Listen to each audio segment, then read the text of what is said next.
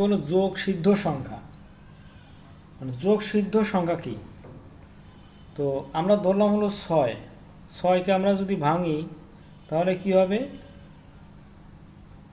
2 গুণন 3 গুণন 1, তার মানে 6কে 1 দিয়ে ভাগ করা যাবে, 6কে 3 দিয়ে ভাগ করা যাবে, 6কে 2 দিয়ে ভাগ যাবে। এগুলো হলো 6-এর উৎপাদক, 6-এর উৎপাদক। এখন আমাদের বলা হয়েছে কি যোগসিদ্ধ সংখ্যা কি? কোনো সংখ্যাটা আমরা লিখি,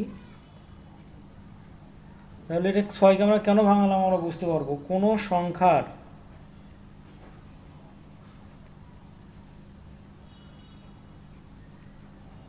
প্রকৃত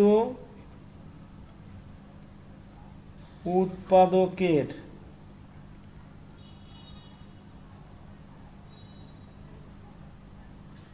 সমষ্টি,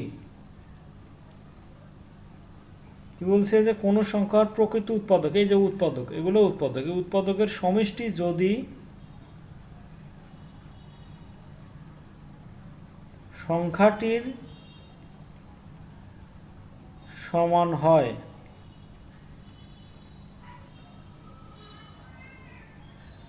তবে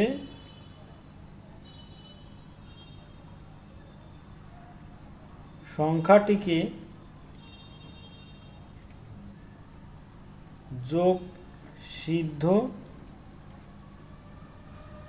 সংখ্যা বলা হয়। তাহলে কোনো সংখ্যার প্রকৃত উৎপাদকের সমষ্টি যদি সংখ্যাটির সমান হয় তবে সংখ্যাটিকে যোগসিদ্ধ সংখ্যা বলে। যেমন 6কে আমরা ভাঙালাম 2, 3, 1, তাহলে আমরা একটু যোগ করি, তাহলে কত আসছে? প্রথমে আসছে 2, তারপরে আসছে 3, তারপর আসছে 1, তাহলে 2 আর 3-এ 5, 5 একে 6, তাহলে 6কে ভাঙালে যে উৎপাদক হয় সেগুলো যোগ করলে আবার 6 হয়। তার মানে এই 6 একটা যোগসিদ্ধ সংখ্যা।